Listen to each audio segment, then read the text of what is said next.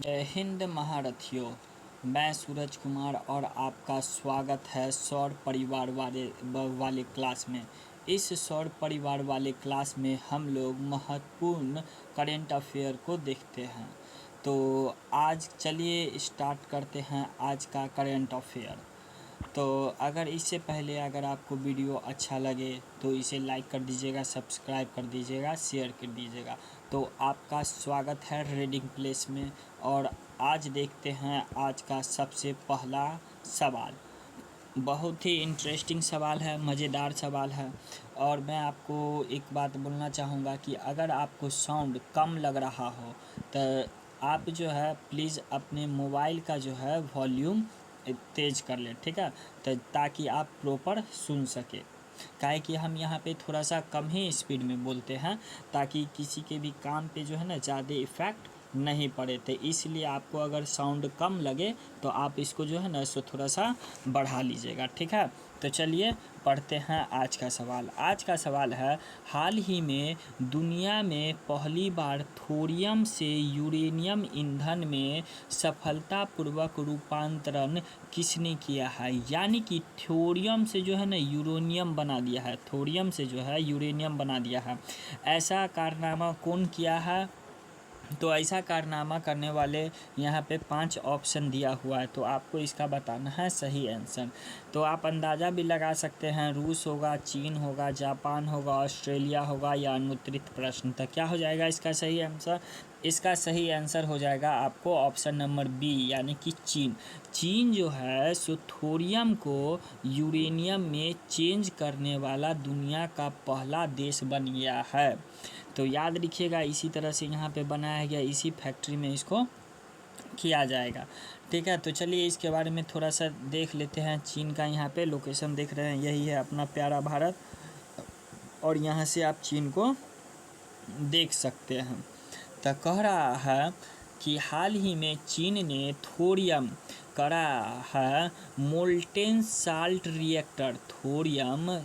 चीन ने thorium molten salt reactor में दुनिया में पहली बार थोरियम को यूरेनियम परमाणु में सफलतापूर्वक रूपांतरित किया है। यानी कि मोल्टेन साल्ट रिएक्टर से एक ऐसा काम किया गया है। यह उपलब्धि इस तकनीकी के माध्यम से चीन के करा है व्यापक थोरियम भंडार का उपयोग करने में मार्ग प्रशस्त करेगा। यानी कि उसके पास थोरियम का भंडार है, तो थोरियम का भंडार है तो उससे यूरेनियम बनाएगा, जिससे इसको यानी कि ऊर्जा आसानी से प्राप्त हो जाएगा। और ये सिस्टम अगर लागू हो गया तो ये सिस्टम और भी देश में इसको भेजा जा सकता है, जिसके कारण थोरियम से और भी यूरेनियम बनाया जा सकता है। तो चलिए अब नेक्स्ट सवाल पे चलते हैं। क्या हो जाएगा नेक्स्ट सवाल? नेक्स्ट सवाल है कि दूसरा नंबर सवाल, हाल ही में तीनों सेनाओं द्वारा पूर्व प्रचंड प्रहार आरंभ कहाँ आयोजित किया गया है। यानी कि पूर्व प्रचंड प्रहार अभ्यास जो है सो कहाँ आयोजित किया है, देख सकते हैं यहाँ पे। यानी कि तीनों सेनाओं हैं, थल सेना, जल सेना और वायु सेना, तीनों हो जाएगा। तो आपको यहाँ पे ऑप्शन दे ले है और इसमें से आपको इसका आंसर बताना है। मणिपुर होगा, त्रिपुरा होगा, असम होगा, अरुणाचल प्रदेश होगा या अनुत्तरित प्रश्न। तो क्या हो जाएगा इसका सही आंसर? इसका सही आंसर हो जाएगा आपको ऑप्शन नंबर डी, यानी कि अरुणाचल प्रदेश। यानी कि अरुणाचल प्रदेश में जो है सो मनाया गया है, यानी कि आयोजित किया गया है, पूर्व प्रचंड प्रहार आयोजित किया गया है, ठीक है। तो चलिए थोड़ा सा लोकेशन देख लेते हैं अरुणाचल प्रदेश का, और इससे रिलेटेड कुछ और भी बात देख लेते हैं। तो देखिए यही है अपना प्यारा भारत, और यहाँ पे आप देख सकते हैं, यहाँ पे इसका जो है लोकेशन, ठीक है, यही इसका लोकेशन हो जाएगा आपको, ठीक है, अरुणाचल प्रदेश का। तो देखिए कह रहा है ना, तीनों सेनाओं द्वारा पूर्व प्रचंड प्रहार का अभ्यास अरुणाचल प्रदेश में आयोजित किया गया है। यह अभ्यास विशेष रूप से अरुणाचल प्रदेश के मेचुका के ऊंचाई वाले इलाके में आयोजित किया गया है। यानी कि ऊंचाई वाला इलाके में आयोजित किया गया। इसका उद्देश्य क्या है? तो सिंपल सी बात है, तीनों है तो तीनों का रहेगा तालमेल बैठाना। तो वही कर रहा है, सेना, नौसेना और वायुसेना के बीच युद्ध लड़ने की क्षमता, तकनीकी उसके बाद है अनुकूलन और परिचालन में तालमेल बैठाना है, काहे कि तीनों एक साथ लड़के किस तरह से एक साथ यानी कि युद्ध किया जा सके। अगर युद्ध के समय हो तो तीनों जो है थल सेना, जल सेना और वायु सेना तीनों किस तरह से एक साथ जो है सो काम कर सके। ठीक है, तो चलिए अब नेक्स्ट सवाल पे चलते हैं। नेक्स्ट सवाल है आपको क्वेश्चन नंबर 3। क्वेश्चन नंबर 3 में क्या कह रहा है, हाल ही में 12 करोड़ से अधिक परिवारों के साथ कौन सी योजना दुनिया की नंबर 1 स्वास्थ्य योजना बन गई है। यानी कि दुनिया की, भारत का ना बात हो रहा, दुनिया की नंबर 1 स्वास्थ्य सेवा बन गई है। तो कौन सा हो जाएगा इसका, आपके सामने में यहाँ पे 5 ऑप्शन है, तब बताइए जल्दी से इसका क्या हो जाएगा इसका। तो इसका सही आंसर हो जाएगा आपको ऑप्शन नंबर ए, यानी कि आयुष्मान भारत योजना जो है यही दुनिया की सबसे नंबर 1 योजना बन गई है। तो याद रहेगा कि दुनिया की सबसे नंबर 1 स्वास्थ्य योजना कौन बन गई है, तो आयुष्मान भारत बन गई है। तो चलिए इससे कुछ से रिलेटेड बात पढ़ लेते हैं। देखिए कह रहा है ना इसमें 10 करोड़ है ना परिवार होंगे लाभित, कर रहा है 5 लाख प्रति है ना इलाज मुफ्त किया जाएगा और 50 करोड़ लोगों को सीधा फ़ायदा मिलेगा। तो दुनिया का सबसे हो गया वही करा आयुष्मान भारत योजना जो है हाल ही में 12 करोड़ से अधिक गरीब और कमज़ोर परिवारों है ना, यानी कि 12 करोड़ से अधिक परिवार हो गया। यहाँ पे 10 करोड़ बोला था लेकिन अब हो गया 12 करोड़, और यहाँ पे बोला था 50 करोड़ है लेकिन यहाँ पे हो गया 55 करोड़ लाभार्थी को कवर करने वाला दुनिया का है ना सबसे बड़ा स्वास्थ्य परियोजना बन गया है। तो दुनिया का सबसे बड़ा स्वास्थ्य परियोजना बन गया है। तो चलिए अब नेक्स्ट सवाल पे चलते हैं। तो नेक्स्ट सवाल हो जाएगा आपको क्वेश्चन नंबर 4। क्वेश्चन नंबर 4 में क्या कह रहा है, क्वेश्चन नंबर 4 में कह रहा है कि हाल ही में स्वच्छ सर्वेक्षण 2025 रिपोर्ट के अनुसार भारत का सबसे अस्वच्छ मतलब खराब, गंदा, ठीक है, अस्वच्छ शहर कौन सा बना है। आपके सामने में यहाँ पे 4 ऑप्शन है, लुधियाना, मदुरई, चेन्नई, रांची या अनुत्तरित प्रश्न। तो क्या हो जाएगा इसका सही आंसर, तो इसका सही आंसर आपको बताना है सबसे खराब गंदा शहर कौन सा हो जाएगा। ठीक है, देखिए इसमें संजोग से बिहार का कोई शहर का नाम नहीं दिया हुआ है, नहीं तो इन सब आदमी बिहार का नाम लगा देता और सब का गलत होता। भाई साहब इसको थोड़ा सा और फंसाने के लिए अगर क्वेश्चन बनाया जाए तो इसमें जो है सो बिहार का किसी शहर का नाम दे देता तो एकदम सब फंस जाता। लेकिन चलिए यहाँ पे हो जाएगा इसका सही आंसर ऑप्शन नंबर बी, यानी कि मदुरई। मदुरई जो है सो अस्वच्छ शहर में सबसे टॉप नंबर पे है भारत का। ठीक है, 2025 यानी कि 2025 स्वच्छ सर्वेक्षण में। ठीक है, तो चलिए इससे थोड़ा सा रिलेटेड बात पढ़ लेते हैं। देखिए यही जो है मदुरई कहाँ पड़ता है, यहाँ पे देख सकते हैं भारत के सबसे नीचे वाला इलाका में है। कौन हो जाएगा ये, इधर केरल और इधर तमिलनाडु। तो तमिलनाडु में मदुरई पड़ता है, तो इसी को बड़ा करके दिखाया गया है। तो कह रहा है ना मदुरई जो है सबसे टॉप नंबर पे। अब कह रहा है 5 शीर्ष 5 शहर इस सूची में कौन कौन है, मदुरई है, उसके बाद है लुधियाना है, चेन्नई है, रांची है और बेंगलुरु है। तो चलिए कोई दिक्कत नहीं, अब यहाँ पे अब आगे चलते हैं। ठीक है, अब आगे क्या हो जाएगा आपको नेक्स्ट सवाल हो जाएगा यहाँ पे सवाल नंबर 5। तो सवाल नंबर 5 आप यहाँ पे बता सकते हैं, करा हाल ही में चीतों का है ना, चीतों का तीसरा घर किस अभयारण्य को घोषित किया गया है। यानी कि तीसरा घर का बात हो रहा है, तो इससे महीने पहले 2 होगा, तो 2 जो होगा सो कौन कौन हो जाएगा 2, एगो तो है ये कान्हो राष्ट्रीय उद्यान, दूसरा है गांधी सागर, एक है कान्हो राष्ट्रीय उद्यान, एक तो है गांधी सागर। तो तीसरा नंबर पे कौन बना है महारथियों बताइए।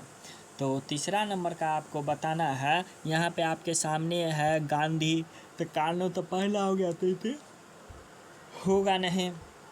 उसके बाद कौन सा हो जाएगा कान्हो, उसके बाद है नौरा देही, उसके बाद है चंबल और उसके बाद है अनुत्तरित प्रश्न। तो क्या हो जाएगा महारथियों, इसको तो आप छोड़ दीजिए, अभी तो फर्स्ट नंबर पे है सबसे, है ना।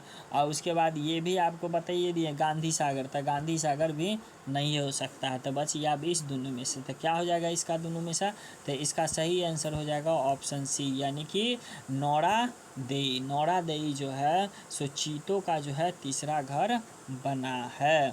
तो चलिए अब इसको देखते हैं यहाँ पे से थोड़ा सा डिटेल में।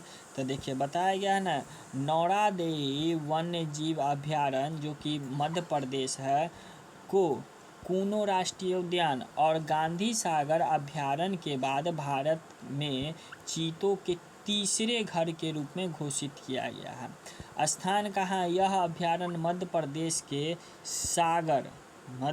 के जो है सागर, देहुम और नरसिंहपुर जिलों में फैला हुआ है। यह मध्य प्रदेश का सबसे बड़ा वन्य जीव अभयारण्य है जो लगभग 1200 वर्ग किलोमीटर क्षेत्र में फैला हुआ है। तो कौन हो जाएगा तीसरा, तो तीसरा नंबर में हो जाएगा आपको नौरादेई वन्य जीव अभयारण्य।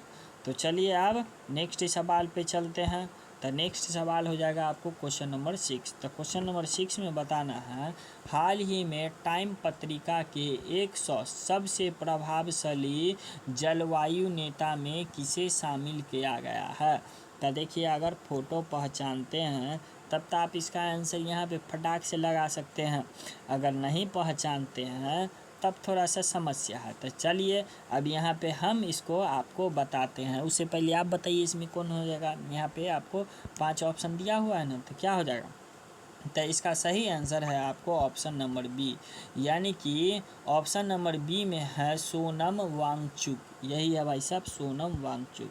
ये भी बहुत अच्छा काम किए हैं, भले अभी इसको जेल में पकड़ लिया गया है ना। लद्दाख में जो है ये अलग से स्टेट का मांग कर रहे हैं, इसके लिए यहाँ पे कुछ एक्ट धारा लगा करके जो है ना सो इसको गिरफ्तार कर लिया गया है। तो चलिए इसके बारे में थोड़ा सा डिटेल से पढ़ते हैं। कर रहा है ना कि जलवायु कर्ता सोनम वांगचुक ने टाइम्स पत्रिका 2025 टाइम्स एक है ना 100 जलवायु सूची में दुनिया के 100 सबसे प्रभावशाली जलवायु नेताओं में से शामिल किया गया है। इसका देखिए सबसे महत्वपूर्ण खोज किसके लिए शामिल किया गया, तो आइस स्तूप में जो है क्या होता था, सोनम वांगचुक का सबसे प्रसिद्ध नवाचार है आइस स्तूप, जो पानी की कमी को दूर करने के लिए किया गया था। कृत्रिम ग्लेशियर है ये जो है आइस, है ना, आइस स्तूप जो है सो कृत्रिम ग्लेशियर है, इसको बना करके पानी को इकट्ठा करने का काम किया गया है। तो चलिए अब नेक्स्ट सवाल पे चलते हैं। नेक्स्ट सवाल है आपको क्वेश्चन नंबर 7। तो क्वेश्चन नंबर 7 में बोल रहा है, हाल ही में भारतीय मानक ब्यूरो के महानिदेशक पद पर किसे नियुक्त किया गया है। हाल ही में भारतीय मानक ब्यूरो के महानिदेशक पद पर किसे नियुक्त किया गया है। तो आपके सामने में यहाँ पे 5 ऑप्शन है, यहाँ पे देख सकते हैं ब्यूरो ऑफ इंडियन स्टैंडर्ड्स, यहाँ पे इसको देख सकते हैं, ये इसका लोगो है, ये जो है ना शुद्धता की यानी कि गारंटी देता है, ठीक है। तो इसका महानिदेशक पद पे किसे नियुक्त किया गया है, संजय गर्ग है, उसके बाद विश्वजीत सहाय है, शिव कुमार है, उसके बाद नीरज चोपड़ा है, अनुत्तरित प्रश्न है। तो क्या हो जाएगा इसका सही आंसर, तो इसका सही आंसर है आपको ऑप्शन नंबर ए, यानी कि संजय गर्ग। तो संजय गर्ग, चलिए भाई साहब संजय गर्ग से मिलते हैं। तो देखिए यही है संजय गर्ग। और है ना भारत मानक ब्यूरो BIS के महानिदेशक पद पर हाल ही में संजय गर्ग को नियुक्त किया गया है। उन्होंने 1 नवंबर 2025 से पदभार ग्रहण किया है, यानी कि 1 नवंबर से ये पदभार ग्रहण कर लिए हैं। तो क्या हो जाएगा इसका सही आंसर, ए हो जाएगा इसका सही आंसर, यानी कि संजय गर्ग। तो चलिए अब नेक्स्ट सवाल पे चलते हैं। नेक्स्ट सवाल है आपको क्वेश्चन नंबर 8। क्वेश्चन नंबर 8 में कह रहा है कि हाल ही में दुनिया का पहला सफ़ेद करा है हाल ही में दुनिया का सबसे पहला सफ़ेद इबेरियन लिंक्स कहाँ देखा गया है।